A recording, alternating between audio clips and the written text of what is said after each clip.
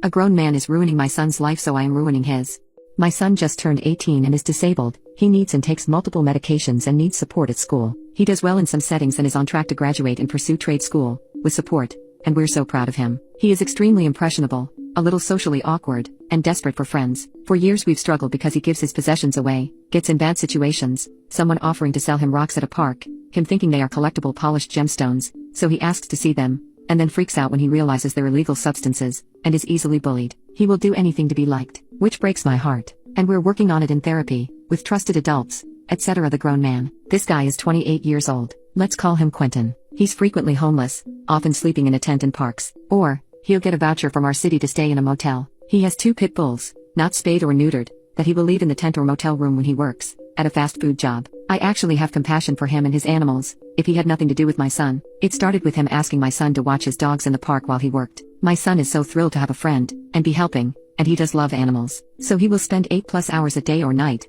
alone in a park, watching these dogs. He would ask, can he take dog food, toys, and blankets from our house for Quentin's dogs. He does it whether we say yes or no. Months ago, we would say yes because I appreciate that my son wants to help these dogs. Starting a few months ago, when my son turned 18, Quentin told him he didn't have to stay with us, and could stay with him. For weeks, our son was sleeping in the tent with the dogs or rough in the park. Quentin gives him beer and weed. Our son will watch the dogs for entire shifts while he works. Quentin tells him he will help him get a tent and vouchers, too. The police are sympathetic, especially because my son has disabilities and also some medical issues, but he is 18. School is supportive, but he's almost to graduation, and again, he's 18. We had not ever pursued medical conservatorship or anything like that because before now lots of things were going right and we don't take that lightly. Removing civil liberties from another young adult. In the past week, Quentin got another room at the motel. He messaged my son to come stay with him, and he did. My son sat in the room and watched his dogs while he worked, and I imagine they smoked and hung out when Quentin was not working. My son would respond to text messages from us but asserted he is an adult and can go where he wants. He missed a week of medication,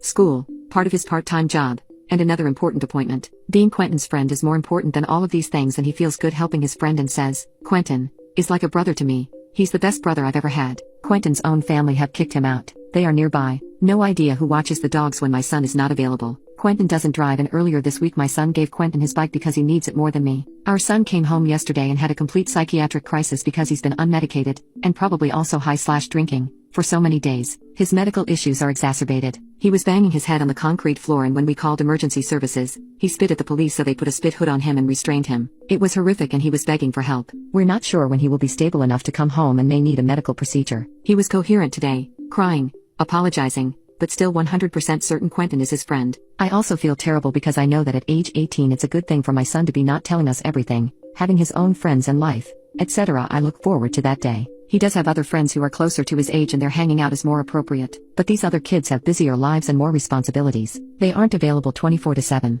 Quentin is, and my son feels so good when his phone pings and it's his friend needing him. How can I make this man's life miserable? Or at least, make it too uncomfortable or risky to keep hanging out with my son? Nothing to harm or stress the dogs, please. It's not their fault and my son would never forgive me. Update 1. I started doing that tonight. Quentin was so mad. He told me I'm harassing him. He finally walked off and told my son not to follow him. Son is mad at me and parroting that Quentin says I'm too attached. Fine with me. I can do this every day. Great advice. Update. 4 months later. A few months ago I came here asking for tips to help get a man named Quentin out of my son's life. I'm super grateful for all of the ideas, and many kind words. As of today, and for the last 3 months, my son is happy and healthy. We found a transitional living house for him with 5 other young men and 2 house managers, and a dog. He's learning to adult, learning to cook, clean, and get a job. It includes therapy, gym every day, yoga, skateboarding. Truly a dream come true. The house is about 40 minutes away from where Quentin lives, and my son feels he has friends, is purposeful and feels adult, and is learning and busy. They will also do job training. Before this happened,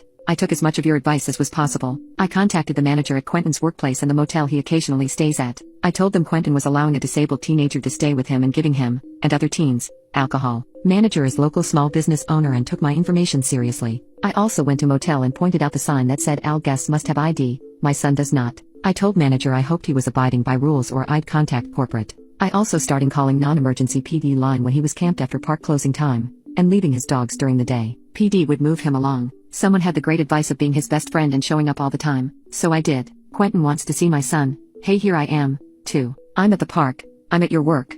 I'm near the motel. I even prepared flyers to let others in the park neighborhood, with a playground for small children, know about the tent, camping, and unsupervised, unneutered pit bulls. Quentin got increasingly upset. He said I was stalking him and he was going to call the police. I said, Politely, please do. I'd love to tell the police more about what you're doing with my son and other vulnerable young people. I told him, you want to be in my son's life? I'm in your life. Up to you. I really felt bold after all of your advice and encouragement. I was willing to keep going for the long haul. In the meantime, we found a lawyer and I started tapping into resources to find my son some kind of job training, because he really wants to help and feel grown up. For a few weeks he was working at a drugstore through a program through a local agency. That was huge for him, stocking and cleaning and helping people. It also kept him busy for about a month and kind of removed Quentin slightly. Quentin either got sick of seeing me, or afraid of losing his job. The location of the motel he had been staying at occasionally stopped letting him, so he had to start using another location much farther away. Farther to walk to work and harder to deal with. I think he realized my son wasn't worth the trouble I was causing, and just stopped contacting him.